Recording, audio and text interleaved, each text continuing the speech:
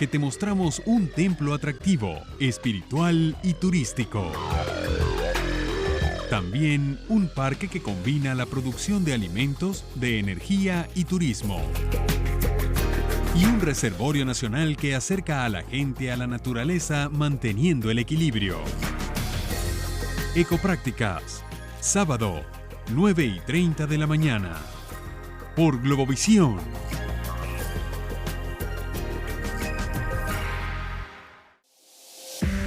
Seguimos con Todo y Pensini.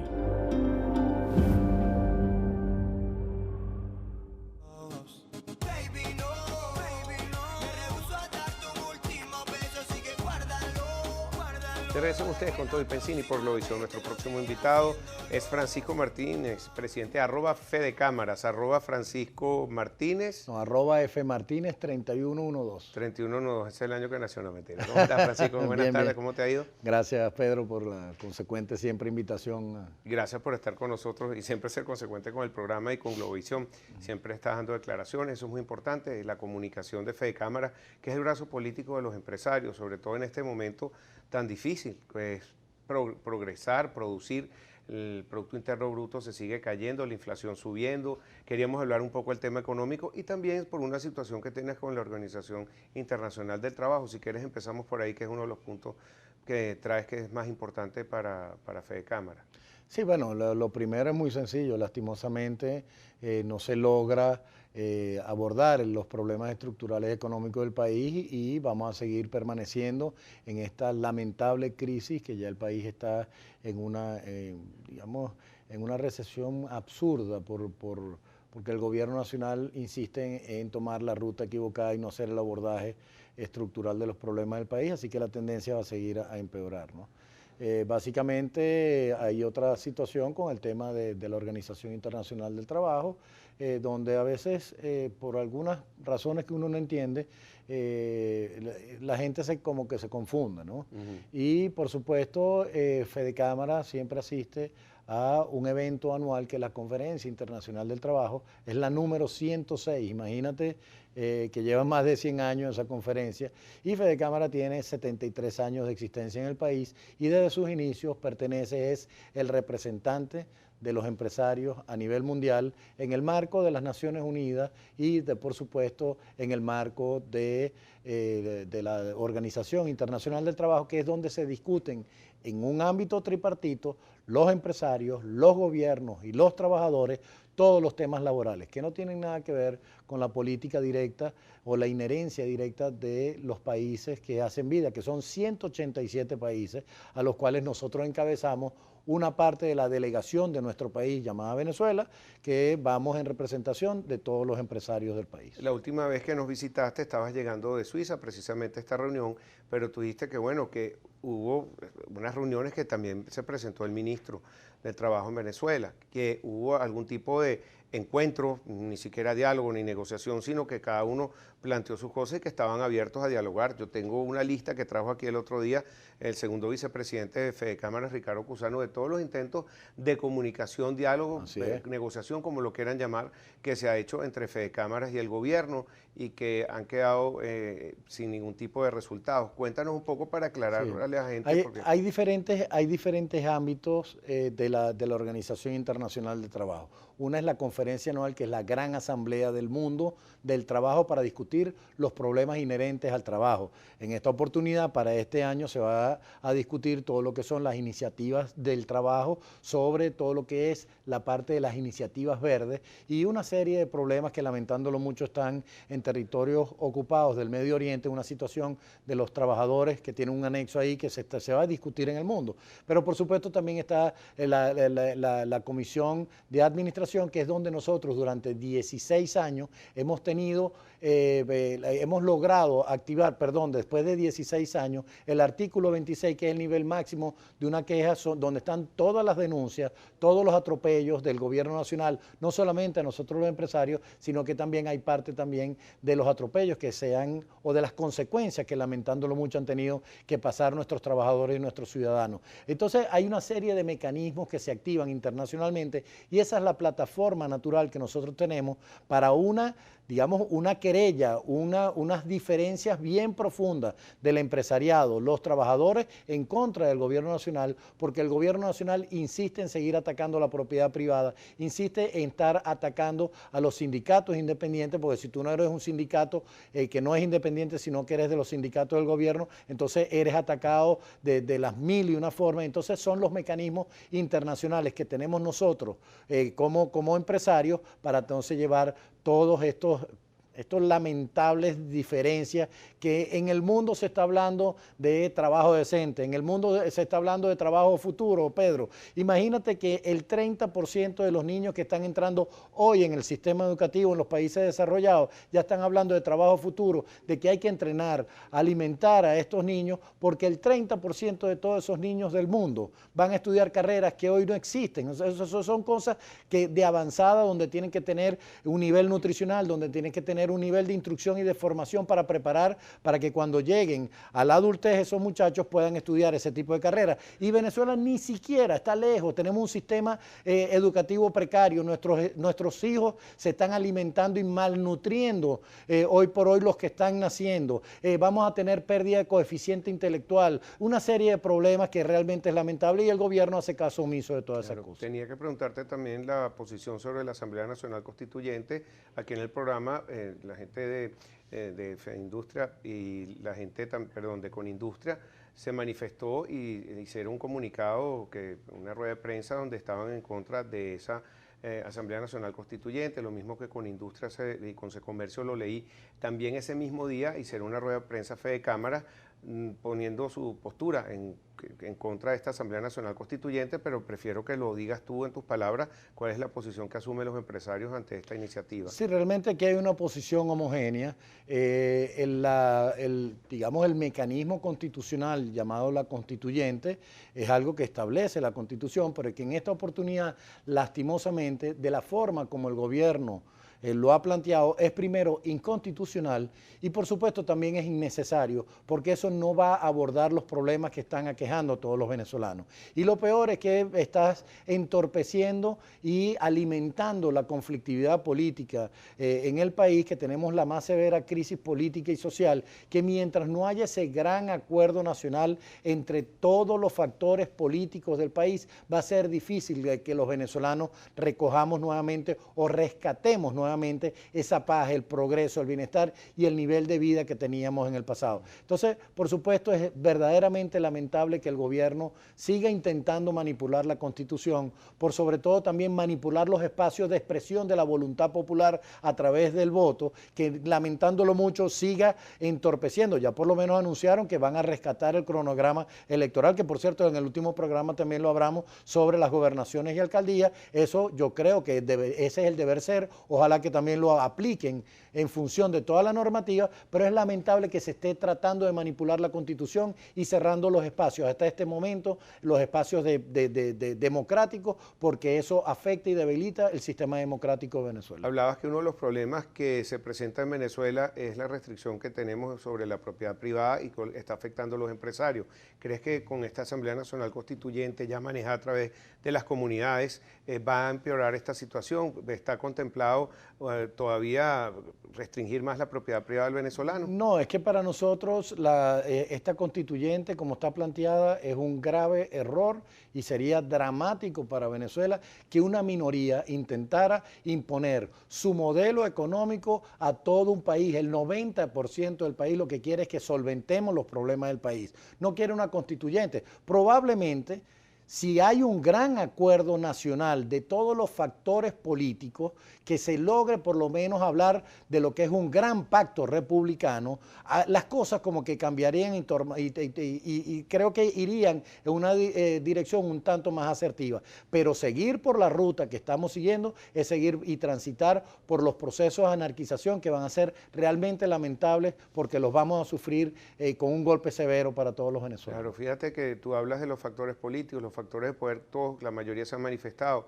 por lo menos lo que estamos diciendo ahorita, Fede Cámaras con la industria, con ese comercio, los rectores, la iglesia, la universidades. fiscalía, se ha manifestado la sociedad en pleno. Entonces, sin embargo, la rectora que estuvo hoy aquí en el programa de Vladimir a la 1 decía que no, que iban a estar todos los venezolanos representados en 500 Eso es un absurdo, eso es un absurdo. 500 venezolanos no pueden subrogarse el derecho de 32 millones de personas y de más de 18 millones de ciudadanos que están en el padrón electoral.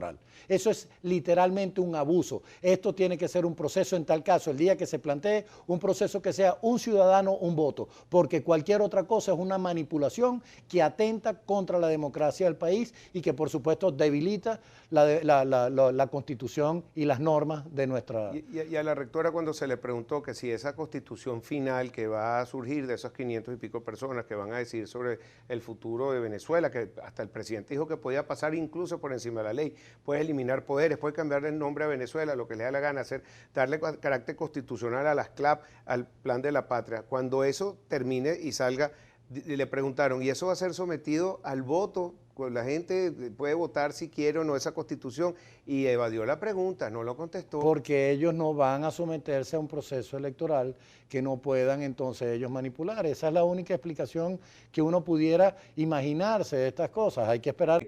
Haz clic con Clic Cargo. Somos un agente especializado en transportar tu carga aérea y marítima contenerizada y suelta desde y hacia cualquier parte del mundo, con representación en más de 150 países. Clic Cargo te lleva la mano en todo el proceso hasta la nacionalización y entrega en Colombia y Venezuela. Especializado en el mercado asiático, contamos con 28 años de experiencia. Clic Cargo te pone el mundo a un clic. Consúltanos en los teléfonos 0212-227-3944 y 227-5711 y en nuestra página web www.clic-cargo.com.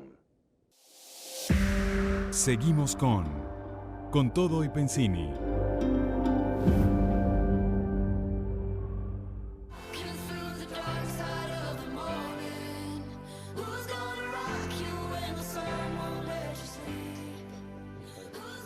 Aquí seguimos con Todo y Pensini por Globovisión. Tenemos al presidente de Fede Cámaras, Francisco Martínez, aquí en el estudio. Estamos conversando de todos los temas que tiene Fede Cámaras. Ya vamos a hablar de la próxima asamblea. Pero tenemos un tuit aquí que dice: escasez de materia prima hace que Empresas Polar pare 2 de sus plantas, una en Yaracuy y en Cumaná. Sin embargo, en la página web de Globovisión, Empresas Polar espera reactivar producción de harina precocida en el mes de junio, que va a llegar insumos entre el 5 y el 8 de junio. Nos quedamos sin harina pan. ¿Qué pasa? Bueno, ¿qué pasa? Que prácticamente la gente dice gracias a Dios que llegó, pero lo que sí es realmente importante es que ojalá se mantenga el flujo constante de acuerdo a los requerimientos de la demanda y de la producción de materias primas que son importantes para la alimentación de los venezolanos. Lo que antes era algo normal, que la gente ni se daba cuenta, Pedro. ¿Tú te dabas cuenta cuando llegaba un barco de trigo? Nadie se daba cuenta. Te dabas cuenta si pasaba por el frente del puerto, por donde llegaba, y veías los camiones entrando y sabías que eso iba a ir a alguna industria y que eso iba a llegar a algún anaquel. Pero es que hoy por hoy es noticia de que llegue un barco. Caramba, por Dios, esa es la demostración de la ineficacia y de la ineptitud de quienes nos gobiernan en este momento. Mira, también vamos a hablar del DICOM. Hoy supuestamente era la primera subasta, pero si se hace a los niveles que están ofreciendo de 1.800, 1.200, es una mega devaluación entre 250 a 300%. Absolutamente. Y bueno, pero todavía está un tercio de lo que debería estar en los mercados internacionales. Aquí Jesús Cacique uno hace un resumen de los experimentos cambiarios. Cadivi, Sidmes, CICAD1, CICAD2, CIMADI, Sencoex, DIPRO, DICOM, nuevo DICOM. Control de cambio arcaico y primitivo, es como lo define. ¿Tú crees que esta vez sí puedas tener oferta de dólares y que satisfaga la demanda, aunque es muy poco lo que pueden comprar las personas naturales, $500 trimestrales, y también fueron muy pocos las empresas que se inscribieron? Pedro, $2.000 para un requerimiento de un ciudadano en este país, realmente para unos debe ser mucho, pero para la mayoría yo creo que es muy poco. Sobre todo que el tema también tasan un máximo de $400.000 mensuales, que ese es el constante error de los técnicos del gobierno que pretenden ver que todos los encadenamientos productivos, que todas las empresas se comportan homogéneamente, y eso es totalmente falso. Hay empresas que les será suficiente, a otro incluso les será, pero imposible de poder llegar a copar ese cupo, pero para otras empresas que realmente son las que alimentan a todo un país, probablemente es totalmente insuficiente. $400.000 al mes es absolutamente nada. Cuando tú tienes que hacer inversiones de maquinarias, de repuestos, de insumos intermedios, de bienes y servicios que son importantísimos, de materias primas que son vitales, que no se producen en el país, que no se van a producir nunca en el país y que son vitales para poder transformar eso en productos hechos en Venezuela por venezolanos. Y eso no está sucediendo, Pedro. No entendemos por qué ellos insisten en mantener eso. Por sobre todo también que a través de mecanismos que ya fueron probados, que no llegaron a nada, porque este mecanismo de banda, este mecanismo que todavía insisten porque no han acabado con las distorsiones de macroeconómicas producto de tasas diferentes. ¿Qué va a pasar con el DIPRO? Nadie ha dicho qué va a pasar con el DIPRO. Nadie sabe cómo se va a comportar todo esto, así que permitámonos digamos, por buena voluntad, darle el beneficio de la duda de ese sistema para ver si dan con una ruta que por lo menos les sirva a los venezolanos. Pero las expectativas son muy bajas. ¿Quién crees tú que sean los afortunados que puedan participar de esa subasta? Porque el oferente es PDVSA. Nadie va a vender a ese nivel de esas bandas 1.800, 1.200 cuando puede ofertarlo en un mercado libre en Cúcuta 3 veces más caro. Claro, eso se cae por su propio peso. Y los beneficiados van a ser los mismos beneficiados de siempre, los amigos que tienen y que van atados a la gente que está dentro del gobierno que mece la mano de la pluma que autoriza esas cosas. Eso es un hueco oscuro que no tiene ningún tipo de control ni contraloría, nadie entrega una cuenta, los venezolanos nadie sabe qué sucede ahí. Así que bueno, no creo que esto vaya a ser nada diferente de la torta que han puesto en el pasado y que sigue afectando la economía venezolana y la producción de bienes y servicios. Lo importante es el tipo de corriente, si 120 o 220 voltios, ¿no? Todo depende del enchufe, así es. Así es. También el tema de Goldman Sachs ha sido controversial y en esto tenemos que ser bastante claros porque lo que se está criticando no es la operación ni los mercados financieros o gente que esté diciendo, pero no compren un bono de PDVSA, porque entonces tampoco la gente debería echar gasolina.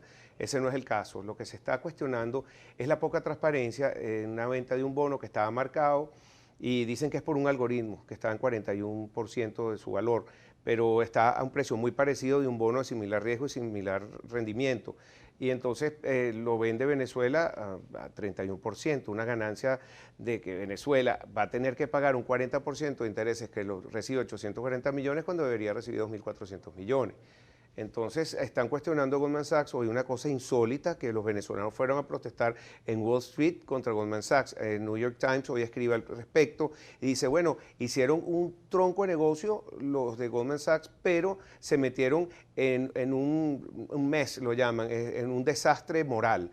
No sé si tienes alguna opinión sobre este caso de Goldman Sachs. Mira, ahí alguien se está beneficiando, lo que sí estoy seguro es que no se está beneficiando el pueblo venezolano.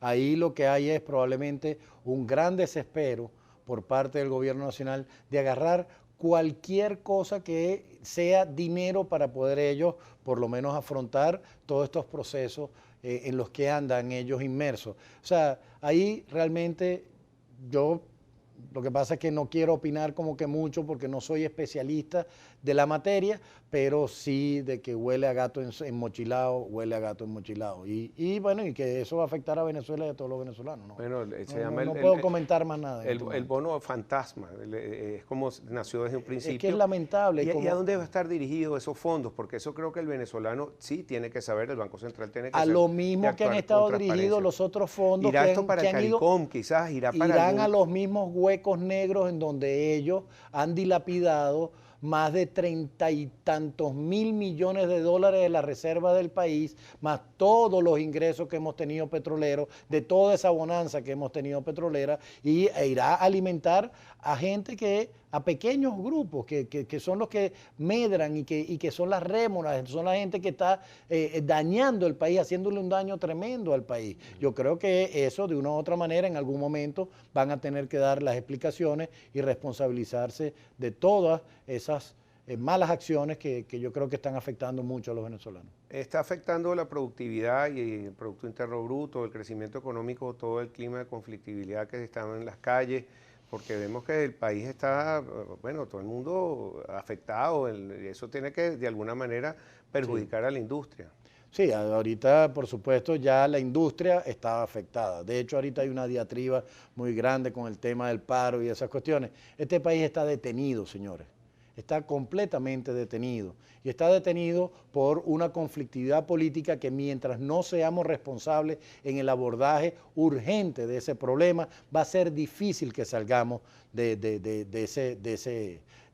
ese grave problema que estamos sufriendo los venezolanos. Las empresas en el interín simplemente tratan de preservar sus puertas abiertas, mantener la mayor cantidad de trabajos y puestos de trabajo decente digamos, en manos y en poder de los venezolanos y hacer lo humanamente posible por brindar un servicio que requieren los venezolanos. Sí. Así que esa es la línea, esa es la conducta, pero el país está detenido en más de un 30%. Sí. Rapidito, porque no me estaban avisando, Francis, ya sabe. ¿Cuándo es la asamblea y dónde va a ser? La asamblea por ahorita es donde hemos decidido que es en Maracaibo. Tenemos altas preocupaciones porque el país está inmerso en cada vez es más difícil viajar y trasladarse de una ciudad a otra. De hecho, ya tuvimos, lamentándolo mucho, que suspender la asamblea de Fedenagas, de los ganaderos, por el tema lamentable que sufrió la ciudad de Barinas y tuvo que ser suspendida momentáneamente. Entonces, nos enfrentamos ahorita a situaciones donde nuestros asambleístas que se mueven a lo largo y ancho del país para ir a cumplir con su deber y su derecho de